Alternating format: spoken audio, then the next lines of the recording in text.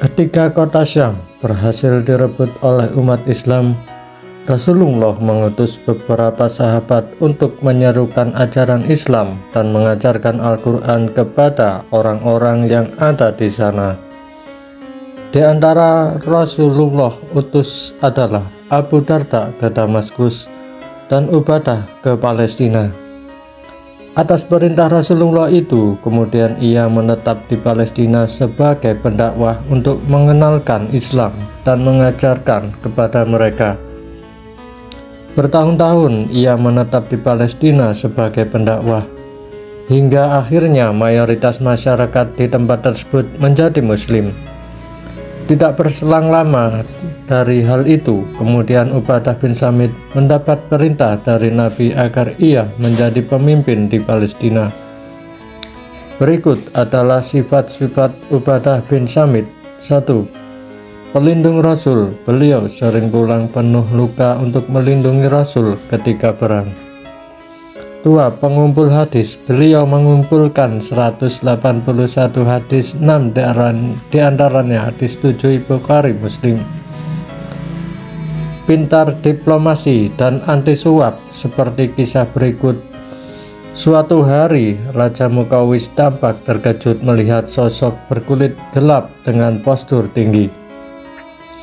Kemudian dia berkata, "Jauhkan pria kulit hitam itu dariku, agar seseorang selain dia bisa datang dan berbicara denganku."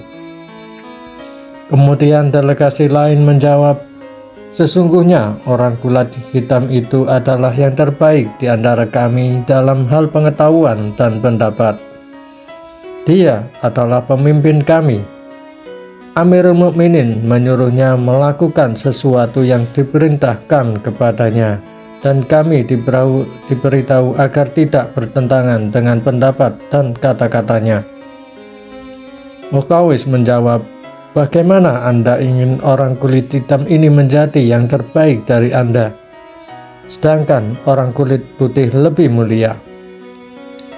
Para penasehat menjawab, "Sungguh, meskipun dia adalah orang kulit hitam seperti yang Anda lihat, dia adalah orang yang terbaik posisinya di antara kami.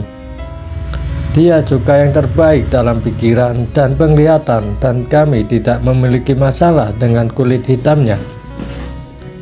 Kemudian Muqawqis berkata, "Kemarilah orang kulit hitam dan berbicaralah dengan lembut. Sungguh, aku takut dengan kegelapanmu.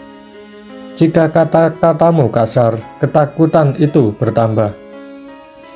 Menurut Wahbah Suhail, warna kulit Ubadah bin Samit sebenarnya bukan hitam, tetapi coklat. Dia adalah pria yang tampan namun terlihat hitam karena pada saat itu ia menempuh perjalanan jauh.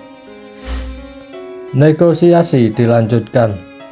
Ubadah bin Samit menjelaskan misi tentang Muslim yang berjuang untuk menaklukkan Mesir. Dia mengatakan bahwa dia dan teman-temannya tidak menginginkan kekayaan atau kekuasaan politik, tetapi jihad di jalan Allah. Oleh karena itu, mereka tidak peduli apakah akan mendapat barang rampasan sedikit atau banyak, karena itu bukanlah tujuan. Ubadah bin Samit menjelaskan bahwa dunia tidak cukupkan sekedar untuk memenuhi kebutuhan hidupnya berupa nama dalam perjalanan. Sekiranya tidak kelaparan, karena bagi kami kesejahteraan di dunia tidak ada apa-apanya dibanding dengan kesejahteraan di akhirat. Begitulah pandangan mereka. Mendengar penjelasan Ubadah bin Samit, Raja Muqawqis terkejut. Jika cara berpikir Ubadah diterapkan, maka memiliki potensi besar untuk menguasai seluruh wilayah. Kemudian Muqawqis khawatir akan tentara Muslim dalam bahaya karena tentara Romawi sangat besar dan akan segera memasuki Mesir. Menurut Muqawqis, pasukan Muslim kelelahan dan kelaparan ketika mereka tinggal di luar daerah selama beberapa bulan. Oleh karena itu, dia menawarkan untuk mengirimkan tentara Muslim dan tidak melanjutkan pembebasan. Sebagai imbalannya, setiap prajurit menerima 2 dinar, komandan 100 dinar, khalifah 1000 dinar, dan menyarankan Ubadah bin Samit untuk memanfaatkan kesempatan sebelum terlambat. Tapi keputusan Ubadah bin Samit tetap bulat. Dia tetap berpegang pada 3 opsi yang diberikan kepadanya. 3 pilihan orang Mesir adalah: 1.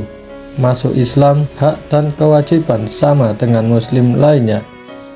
2. Berdamai dan terus memeluk ajaran agama mereka dengan membayar pajak.